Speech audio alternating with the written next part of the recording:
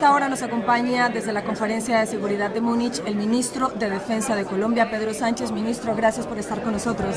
Gracias a ustedes por permitirnos contarle al mundo lo que estamos haciendo contra un crimen que mata más personas que la misma guerra, que es el crimen organizado transnacional, producto principalmente del narcotráfico. Bueno, tenemos entendido que acá ha tenido encuentros, por ejemplo, con Boris Pistorius, el ministro alemán de Defensa, también con el ministro del Interior alemán. Cuéntanos un poco detalles sobre estos encuentros. Cuando analizamos el mundo encontramos que el problema de las drogas es un problema global, tanto de salud como económico. Alrededor de 316 millones de personas en el mundo consumen drogas y mientras consuman pues es difícil eliminar la producción, pero detrás de ello se genera violencia. Y aquí en Europa hemos visto cómo se ha elevado la violencia, cómo han muerto europeos producto del narcotráfico. Entonces lo que hablamos con ellos es, la clave será siempre la cooperación internacional para combatir un crimen internacional. Y Colombia es tal vez el socio estratégico más importante que hay en la región para hacer esto. Pero clave de ello es cómo nos interconectamos mejor. Entonces hablamos de cómo podemos mejorar el intercambio de información de inteligencia, cómo podemos ser más eficientes en operaciones, cómo podemos combatir más rápido y más eficientemente el problema.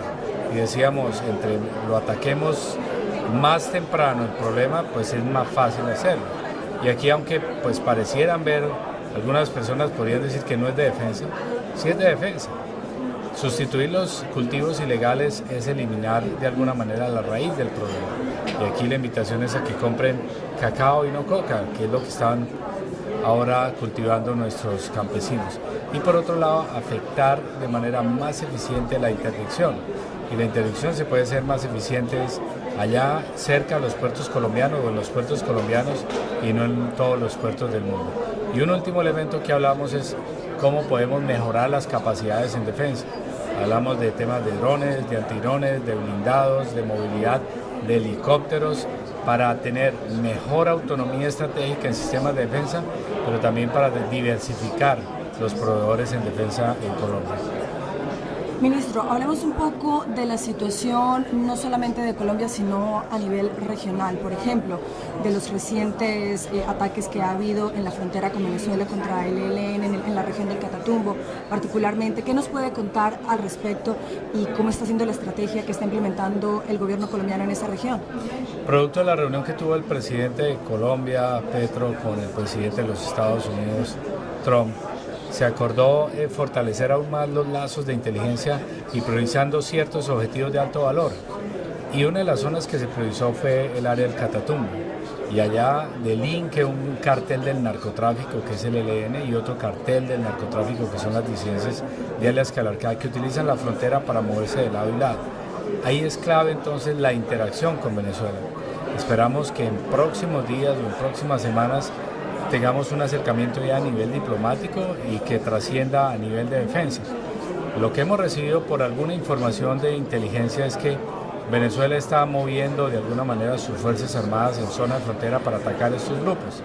Sin embargo, en los últimos informes que he recibido es que la afectación no ha ocurrido de manera contundente, pero la intención es que nos unamos aún más.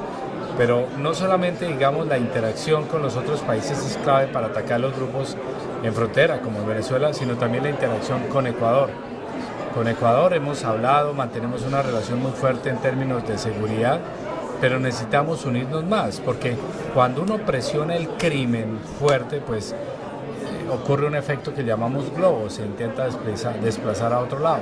Y hemos visto cómo estos criminales están utilizando territorio venezolano y también hablando específicamente del territorio ecuatoriano para traficar con droga. Entonces ahí es clave la interacción entre ambos países, la estamos fortaleciendo, estamos haciéndola, pero también atacamos muy fuertemente a los grupos criminales en el lado colombiano, pero vuelvo e insisto, cuando usted ataca fuerte en un lado, se va a desplazar al otro lado. ¿Cómo combatirlo? Con más unión entre los países. A propósito de Ecuador, ya que lo menciona, ese país ha decidido imponer aranceles a Colombia precisamente por la situación de seguridad en la frontera. Se habla de negociaciones. ¿Cómo avanzan esas negociaciones en este momento? Porque tenemos entendido que aún no hay acuerdo.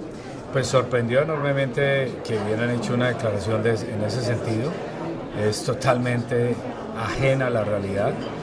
siempre hemos mostrado la disponibilidad, además no es de ahora, es desde siempre. Por ejemplo, el año pasado incautamos 47% más de cocaína en el área fronteriza que el año 2024. Cuando uno mira la zona de frontera, tanto los departamentos en Colombia como las provincias en Ecuador, es donde mejor índice de seguridad tuvimos el año pasado.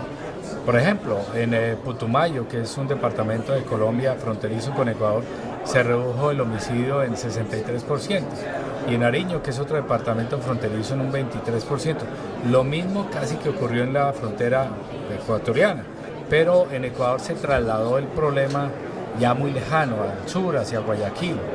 Nosotros también hemos capacitado a personal ecuatoriano y lo seguiremos haciendo, compartimos información.